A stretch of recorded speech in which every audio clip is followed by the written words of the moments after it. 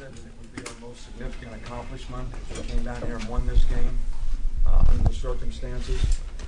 Short week, tough offense to prepare for, good football team that we were playing, and then to get behind in the game 14-0, never lose our poise, just keep playing every play in the game, giving up a big play in the second half to get behind again, and just keep playing through it. And that may have been one of the greatest drives that I've ever been associated with in the fourth quarter to win the game. And I just can't say enough about how proud I am of our team. But I also can say that I have a tremendous amount of respect for their team and the way they competed and the things they did today. And I knew it would be tough at the start of the game. When these guys go off on the script, they got all kind of formations, all kind of plays, double passes, reverse passes, and all kinds of stuff. And most of it's stuff that you haven't seen before. And we knew we were going to have to play through it. They got the onside kick, so they got 2 scores ahead. But again, to me, this game's all about character, discipline, and character to overcome adversity and perseverance by our players. And if there was one thing our team has not been challenged by this year, it's that. Now, we didn't play a great game today. It's a great win. It's a great win for our team. And I've never been prouder of a team in terms of the way they won. But it wasn't a great game for us. We didn't play our best football, and we need to learn from that. But at the same time, the character that we showed and the resiliency that we showed to overcome the adversity that we overcame in the game, on the road, getting behind, I don't think you can say enough about the character, the competitive character that this team showed today. And that's what I'm most proud of. Questions? Coach, on the touchdown play to Roy, was that called in the timeout? How was that set up? And well, you know, they called a run. I really didn't want to just play for a field goal. I guess I tried to talk him into throwing a pass. And then when we got out there and lined up, I wanted to throw a pass. So we called timeout to throw a pass. And that's the way it went. So. Coach, you said earlier in the season the old adage, success breeds success, is sometimes not true. I wonder if you'd elaborate further on what you and the team learned from the particular adversity you faced tonight. Well, you know, I think that remains to be seen. I think that sometimes when you don't play your best and win, guys have to be smart enough to learn from that. We didn't have a lot of emotion. We didn't play with a lot of passion. And I can't really understand that. I think it was because of the short week. We were tired, a lot of distractions, and a very difficult preparation, which says a lot about their team. But I will say that I can't say enough about how proud I am of the way our guys competed in the game to overcome the adversity. And we expected a tough game. We got a tough game, and we overcame what we had to win the game. And you know, I think that this is the first team in the history of Alabama to win 12 games, 2 regular seasons in a row. So kind of made history out there today too. But there was nothing that I could say. You know, only the strong survive. But the strong still get their ass whipped. And that was my message to the team. All right, now I shouldn't use that kind of language, I know, but you know, we did survive because of our character and resiliency. And I think that's, you know, you got to win games like that. And I'm proud of our team for the way they did it. Coach, Julio Jones, 4 catches on that last drive, I think, if I'm not mistaken. I Couple think he had a big big third block down there. conversions. There's some blocking there on another play. Just his character after dropping a few early. In that last drive. I think Julio probably played his best game today because he made big plays in critical times of the game. Not big plays in terms of big yards, but big catches that kept drives alive. He blocked. He was very competitive in the game, and he's played better and better these last 3 or 4 games. He's healthy now. He's playing fast. He's practicing better. I think he's playing with a lot more confidence, and we just, you know, hopefully we can get him the ball down the field a little bit more, and he can make some big plays. Does the 24-hour rule still apply? Do you get to celebrate this with the game you have coming up next week? I don't think there's any question about it. I think this is you know, to win the state is a big thing for our players. They know most of the guys on the other team, and I know it's a big thing for our fans. I actually think that the players need a little emotional break. You know, to play a game like this at the end of the year and then being in the SEC championship game, I didn't like it that we had a short week this week, but I like it that we have an extra day. Because it was hard to get our players back last year after a very emotional game, the last game of the season, and then go right into the SEC championship game for another big emotional game. So, you know, we're going to give them tomorrow off, and we're going to stretch and stride on Sunday, you know, which is an optional thing for the players to do, and you know, try to give them some time to recover. So, you know, I don't think we got anybody injured bad. I think Mark got a little hip pointer. I didn't talk to the doc to see how bad it was, but you know, try to rest and recover and get back to playing good football. Coach, you had a lot of good feel so adamant about throwing a pass on that touchdown?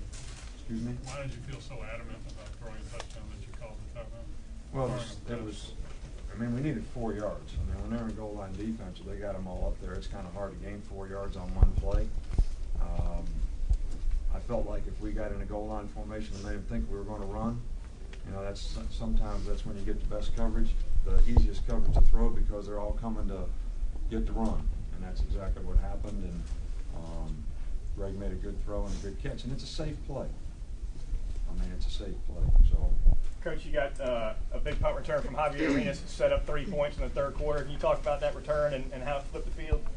I think the biggest thing it did was flip the field position. You know, we were struggling with field position. We were backed up. They had us pinned, and that gave us good field position. So I think that was, and it was actually a block. We were having a hard time holding them up on some of our punt returns and the spread punt, and we had our best opportunities when we pressured them because they had to block us. And we actually pressured them on that, beat one guy, and made a great individual effort on it. And the kickoff return was big too. So to start the second half, or not to start the second half, but you know, when we got after they scored, to get the field position in our favor again. Coach, with the defense. Last drive, what worked so well for y'all that had been working for the game, and why did it work so well? Well, you know, we drove the ball, but we had to convert several third downs. I think we finished some blocks a little bit better. They played a lot of 8-man fronts. They were in double sync, which they hadn't played that much before, but certainly played a lot today to stop the run. And I think when you get in a situation like that, it's a little more difficult when it's a run-pass type of deal. Not that we were in 2 minutes, but it was the end of the game. So they were a little softer. We were able to run it a little bit better, and we made some key third down throws. So, Coach, can you talk about the job the defense did down the stretch, especially in the fourth quarter when they had to get stops?